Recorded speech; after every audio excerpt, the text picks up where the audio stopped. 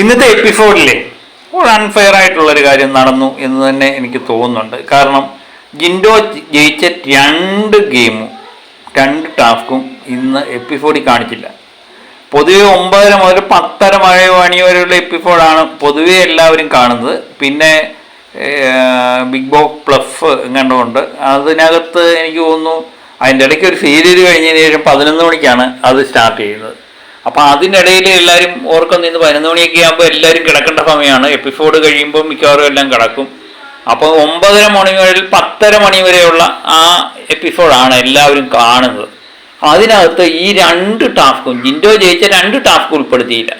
എനിക്ക് തോന്നുന്നു ഈ ടാസ്ക് തുടങ്ങി ഈ ടിക്കറ്റ് ടു ഫിനാലെ ടാസ്ക് തുടങ്ങിയതിന് ശേഷം മികച്ച രണ്ട് ഗെയിമുകളായിരുന്നു, എടുത്തു പറയാൻ പറ്റിയ രണ്ട് ഗെയിമുകളായിരുന്നു ഇത് രണ്ടും. കാര്യം നല്ല സ്ട്രെങ്തുള്ള ഗെയിമായിരുന്നു രണ്ടും. അത് പക്ഷേ രണ്ടും ജിൻഡോ ജയിച്ചു, അത് എപ്പിസോഡിൽ ഉൾപ്പെടുത്തിയില്ല. ഒരു പക്ഷേ ജിൻഡോ മികച്ചു നിൽക്കുന്ന ഒരു ഗെയിമറാണ്, ഇപ്പം തന്നെ 1ാം സ്ഥാനത്ത് നിൽക്കുകയാണ്.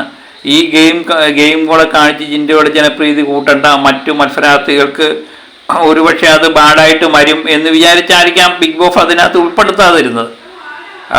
ജിൻഡോയെ സംബന്ധിച്ചെന്ന് പറഞ്ഞാൽ ഇന്ന് ഇപ്പോഴത്തെ കണ്ടീഷൻസ് വെച്ച് ജിൻഡോയ്ക്ക് ഇപ്പോൾ 1ാം സ്ഥാനം ഉറപ്പാണ്. അതുമല്ല ടോപ്പ് 5ലേക്കും ജിൻഡോ എത്തപ്പെടുമെന്ന് നിസ്സംശയം പറയാൻ പറ്റും, വേറെ ഇടയ്ക്കൊന്നും സംഭവിച്ചില്ലെങ്കിൽ. അപ്പോൾ അതിനിടയിൽ ബാക്കിയുള്ള മത്സരാർത്ഥികൾക്ക് കൂടുതൽ സ്പേസ് കൊടുക്കുകയും അവരെ ഉയർത്തിക്കൊണ്ടുവരികയും ചെയ്യാനുള്ള ഒരു രീതിയാണ് ബിഗ് ബോസ് കാണിച്ചതെന്ന് എനിക്ക് തോന്നുന്നുണ്ട്. കാരണം മികച്ച രണ്ട് ഗെയിമായിരുന്നു. ഞാൻ ഈ ടാസ്കുകളെല്ലാം മിക്കവാറും എല്ലാം കാണുന്നതാണ്. ഈ ടാസ്കുകളിൽ ഏറ്റവും മികച്ച ചെയ്യുന്ന രണ്ട് ഗെയിമുകളാണ് ഇന്ന് എപ്പിസോഡിൽ നിന്ന് ഒഴിവാക്കിയത്. അത് നിർഭാഗ്യവശാൽ ജിൻഡോ ജയിച്ച രണ്ട് ഗെയിമുകളാണ് എന്നുള്ളതും നമ്മളെ ആകെപ്പാടെ അമ്പരപ്പിക്കുന്നുണ്ട്.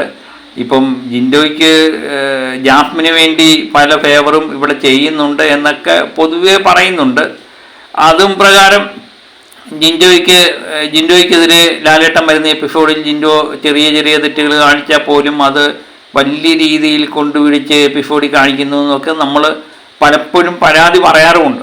അതിനിടയിലാണ് ഇങ്ങനെ ഒരു സംഭവം ഉണ്ടായത്.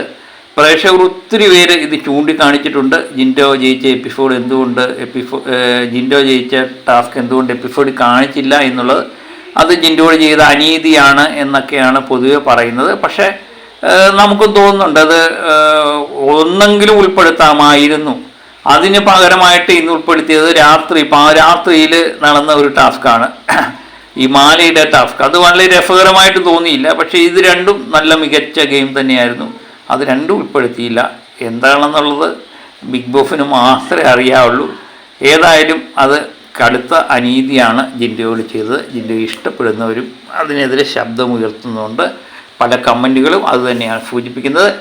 അപ്പം എല്ലാം കാത്തിരുന്ന് നമുക്ക് കാണാം.